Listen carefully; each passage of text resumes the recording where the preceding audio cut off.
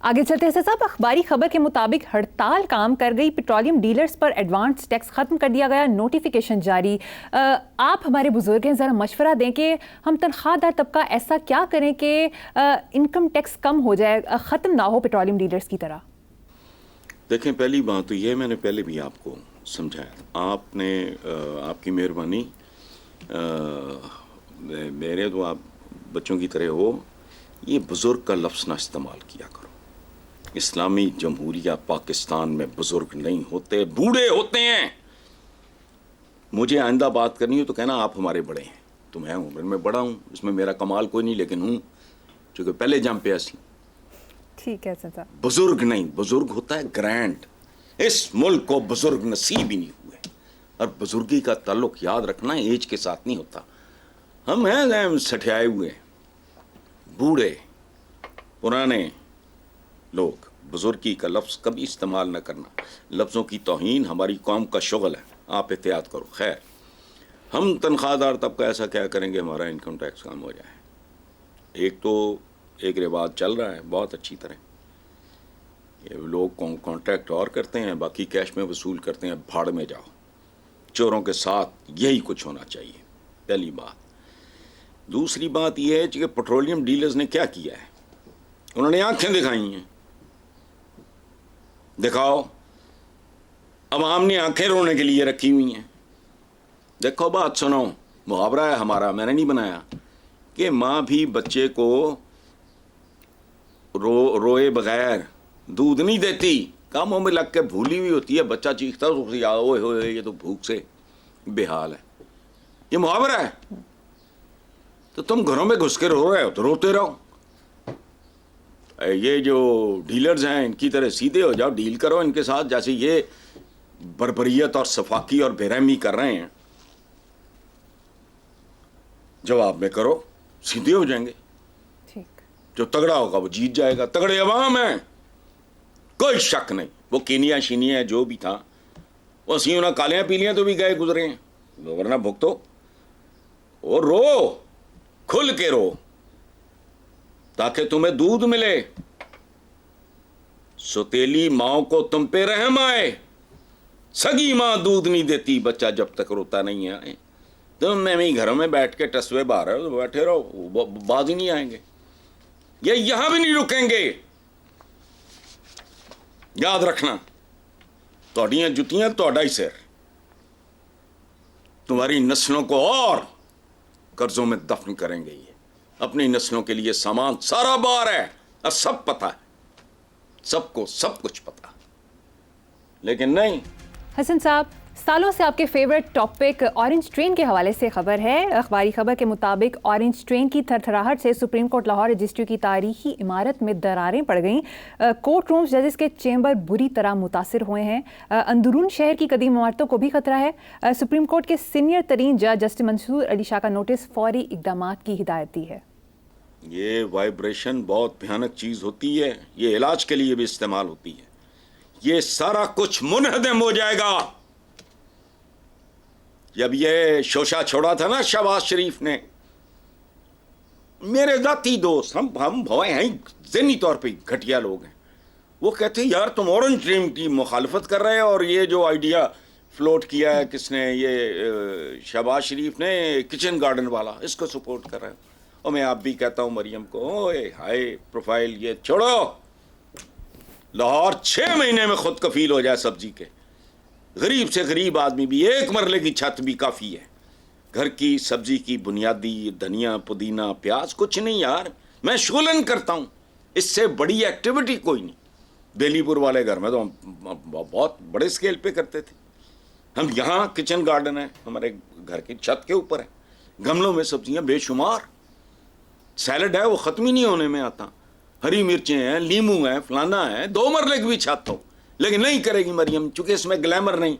اے ہوئی حال چاچے دا سی، میں نے اس وقت یہ کہا تھا، سال بھونکتا رہا میں کہ مت کرو یہ بات سنو، جس کا آپ نے ذکر کیا ہے 200 سال پرانے لکشمی مینشن جیسی، اچھا وہ تو پیچھے سے فارغ ہو گئی ہے، ان میں سے ایک نہیں بچے گی، اچانک خبر آئے گی کسی وقت، لکھ کے رکھ لو آج، یہ 4 سال بعد ہو جائے، 6 سال بعد ہو جائے، جس طرح آج سمجھ آئیے نا کہ میں کیا کہہ رہا تھا اس وقت، کہ مت کرو یہ کام، اس طرح مت کرو جیسے تم کر رہے ہو، لیکن ووٹ بھی مل جائے گا، میں زمین چ دب دیں، تو دیٹ از دی اپروچ. تو اس سے مکانہ منصوبے پہ تو میرے 1 نہیں 2 نہیں 10 نہیں، میں تو مسلسل ماتم کرتا رہا کہ ہوش کرو، لاہور کا خوبصورتی، اس کا حسن اجاڑ دو گے، اور یہ وائبریشن، یہ وہ سارا بتھیرا پیٹا ہوا ہے. بہت اچھی بات ہے. اور وہ جج صاحب، کیا آپ نے نام لیا، منصور علی شاہ صاحب، سینئر ترین جج جو ہیں، ان کو چاہیے کہ بہت سختی سے، میں تو جاہل آدمی ہوں، ایکسپرٹس کو بلا کے پوچھیں کہ اس طرح کی وائبریشن، اس کا سکیل کیا ہے، یہ ہے وہ ہے، اور یہ کتنی دیر تک یہ، اور اس ایج کی عمارتیں ہیں، اس میں تاریخی عمارتیں ہیں، شالامار باغ تک کس کے اثرات گئے ہیں، اس کی آج 4 دیواری متاثر ہوئی ہے، آگے آگے کام آگے بڑھتا جائے گا پھر. لیکن نہیں، میں نے کہا نا، 900 سال کی غلامی کاٹنے والوں کی اولادیں فکری طور پہ غلام ہیں، یہ سائیکل پہ نہیں جائیں گا. وہ گریسفل لوگوں کے کام ہے بھائی. وہ ایک بار ہمیں چائے پہ اس نے بلایا، جرمن پریزیڈنٹ، مجھے پتہ نہیں تھا کہ میں تو چانسلر کا ہی واقف تھا، سچی بات ہے، میں تو جہالت کا، میں حیران، میں کیا اچھا یہاں صدر بھی ہوتا ہے. چلے گئے، اس نے 2 بسکٹ ہمارے منہ پہ مارے، اپنا چائے پلائی. باہر ایک بندہ کھڑا یوں اسٹیچو، تو میں نے کہا یہ زندہ آدمی ہے، اس کے ہاتھ میں گن کون سی؟ کہنے کا جی یہ 1st ورلڈ وار، پتہ نہیں 2nd ورلڈ وار میں جو یوز ہوئی تھی گن، یہ آپریشنل نہیں ہے، ایویں سیریمونیل ہے.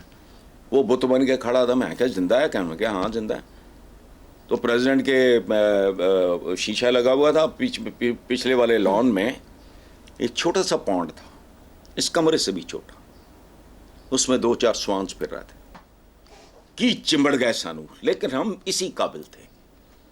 میں اب اس نتیجے پہ پہنچا ہوں کہ وی ڈیزروڈ، جو کچھ ہمارے ساتھ ہو رہا ہے ٹھیک ہو رہا ہے. حسن صاحب، امریکی ایوان نمائندگان سے بھاری اکثریت سے منظور ہونے والی قرارداد کے بعد اقوام متحدہ کی انسانی حقوق کی تنظیم نے بانی پی ٹی آئی کی گرفتاری اور ان پر بنائے گئے مقدمات کے حوالے سے تشویش کا اظہار کیا ہے. اعتزاز اسد صاحب نے کہا ہے کہ امریکی قرارداد سے نون لیگ کی پریشانی صاف عیاں ہے، نون لیگیوں کو فارم 45 کی لاش دریافت ہونے کا ڈر لاحق ہو گیا ہے. لاش تو نکلے گی بھائی، آج نہیں تو کل، کل نہیں تو پرسوں. ڈی این اے سے پتہ لگ جائے گا ہے کون ہے. لاش گل سڑ بھی گئی ہو تو پتہ لگ جائے گا. اور یہ وہاں تو نہیں رکا کام.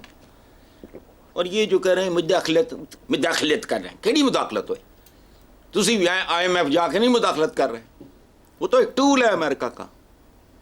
بیکار ہی، ہتھیار بھی ان کے، اوزار بھی ان کے، آلات بھی ان کے، سارا کچھ ہی ان کا. میں مداخلت، گلوبل ولیج ہے، اوئے کوئی مداخلت نہیں.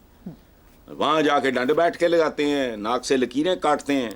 اچھا وہ پی ٹی آئی کی، جی وہ پی ٹی آئی کی کامیابی، یہ پی ٹی آئی کی کامیابی نہیں ہے، یہ الیکشن کمیشن یا جو بھی کرتے دھرتے ہیں ان کی ناکامی یا بد انتظامی ہے. سیدھی سادی بات ہے. یہ فارم 45 کی لاش، وہ تو نکلنی ہے. آج نہیں تو بعض اوقات بندہ ڈوبتا یہاں ہے، لاش نکلتی ہے 50 میل لگے، تو پتہ نہیں 5 سال بعد 7 سال بعد پتہ لگ جائے گا. اور پتہ ہے آج بھی، اس کی تصدیق ہونی ہے، اٹیسٹیشن ختم. تو یہ اور معاملہ یہاں اب رکے گا نہیں، یہ بھی ذہن میں رکھ لیں. وہ ٹرمپ گجر آ گیا نا، ٹھیک ہے، یا ٹرمپ خان کہہ لو، ٹرمپ بٹ کہہ لو، پتہ نہیں پھر. ٹھیک ہے حسن صاحب، خواجہ سعد رفیع کا بیان شامل کریں گے. انہوں نے کہا ہے کہ اقتدار کی جنگ پھیلتے پھیلتے جنگل کی آگ بن چکی ہے اور کوئی فریق سوچنے سمجھنے بیٹھنے، غلطی ماننے یا پیچھے ہٹ کر آگے بڑھنے کو تیار نہیں ہے. کیا کہیں گے؟ بالکل خواجہ سعد رفیع نے ٹھیک کہا ہے. میں 100% معاملہ اس سے بھی مجھے زیادہ بھیانک لگ رہا ہے. اور ایک بات ذہن میں رکھنا کہ جنگل کی آگ جو ہوتی ہے یہ آپ کے لیے نہیں، یہ بیسیکلی خواجہ سعد رفیع کے لیے ہے.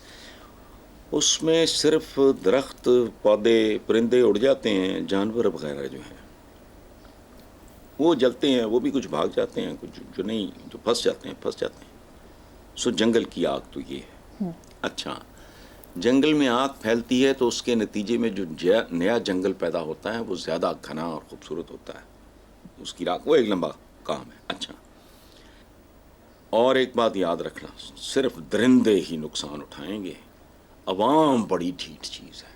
پوری دنیا کی تاریخ اٹھا کے دیکھ لو، فرعون ختم ہو گئے، مصری موجود ہیں، کئی سویلائزیشنز لوگوں نے نام بھی نہیں سنے. ان کا کہا وہ ایک ڈائجسٹ میں کہانی چھپتی تھی، وہ لوگوں کو پتا ہوگا، ان کا بھی ایک سویلائزیشن تھی. لوگ موجود ہیں، حکمران مر گئے، مغل ختم، ہندوستان بھرا پڑا ہے، ہندوستان، پاکستان، بنگلہ دیش، عوام موجود.